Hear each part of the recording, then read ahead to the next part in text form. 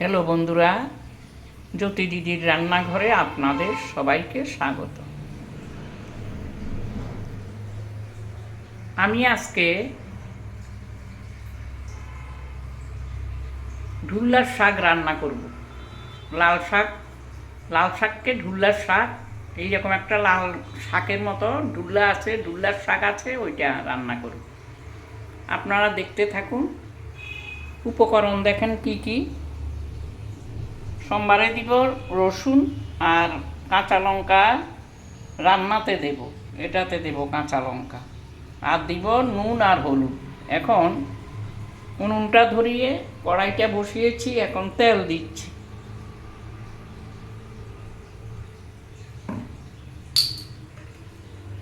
এখন রসুনটা দিয়ে দিচ্ছি।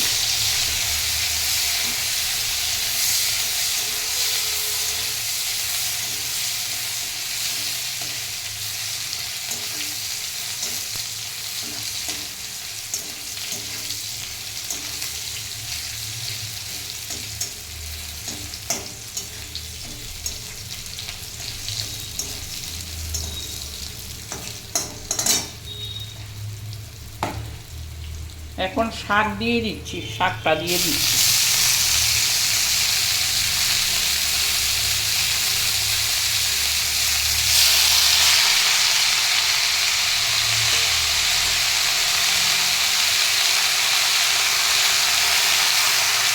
রান্না করলে লাল হয়, এই জলটা দেখেন লাল, এরকম লাল হবে রান্না করলে। ঢুল্লার শাক, অনেকে ঢুল্লা চিনে না, তাই দেখি।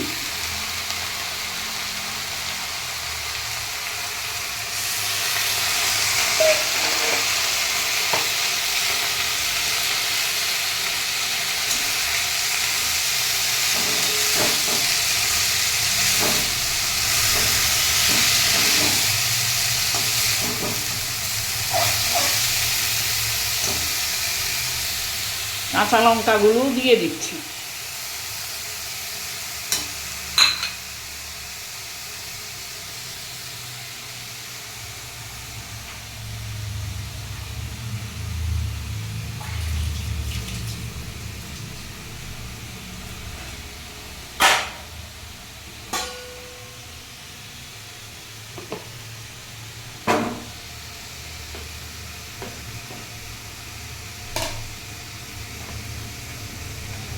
এখন বন্ধুরা নুন দিচ্ছি।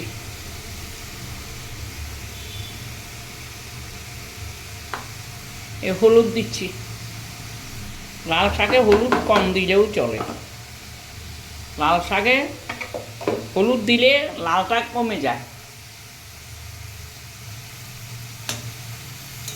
না দিলেও চলে।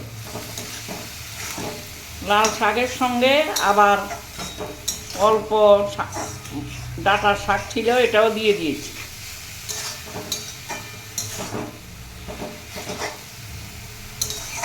আলাদা করে রান্না করতে আবার ভেজাল, তাই একসাথেই দিয়ে দিয়েছি। ভালোই হবে, একসাথে দিলেও ভালো লাগে। এটাতে আর কিচ্ছু দেব না, শুধু নুন হলুদ আর কাঁচা লঙ্কা আর রসুন সম্বার, আর কিচ্ছু দিতে হবে না, এটাতেই হয়ে যাবে।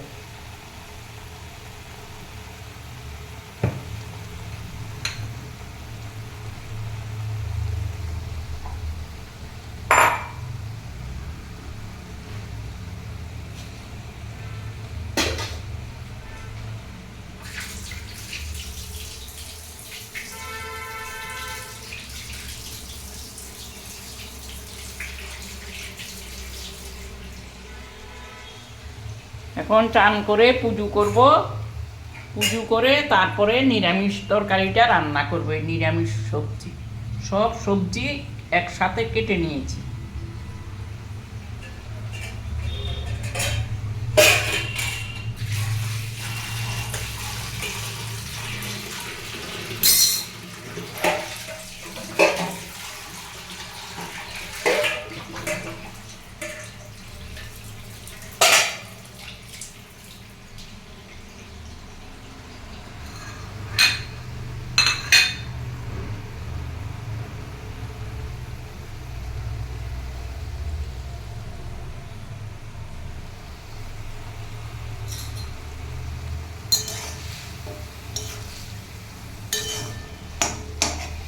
কারো যদি প্রেশার থাকে, সুগার থাকে, তোমরা সবাই এই নিরামিষ সবজি খাবে আর রুটি খাবে, কম করে খাবে। রুটি একটা খাবে আর তরকারি বেশি খাবে, তারপরে সুগার কন্ট্রোলে থাকবে। সবজি না খেলে সুগার বাড়তে থাকবে, সবজি খাবে।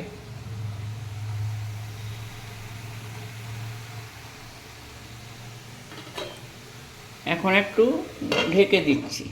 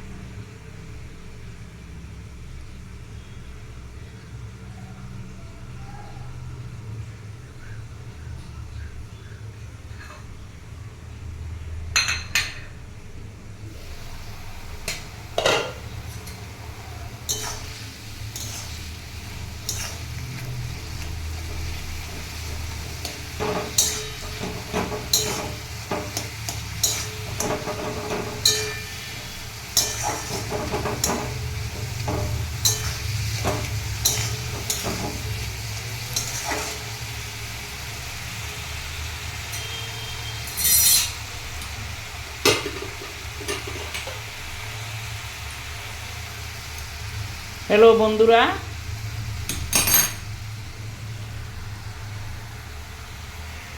বন্ধুরা, আমার শাকটা হয়ে গেছে। এখন শাক নামিয়ে নিচ্ছি, আপনারা দেখতে থাকুন।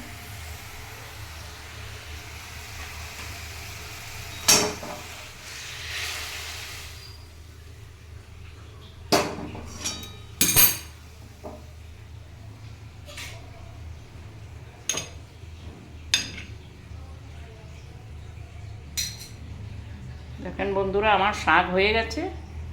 এইভাবে আপনারাও রান্না করে খাবেন। যদি ভালো লাগে কমেন্ট করবেন, শেয়ার করবেন, লাইক করবেন, সাবস্ক্রাইব করে পাশে থাকবেন। ধন্যবাদ।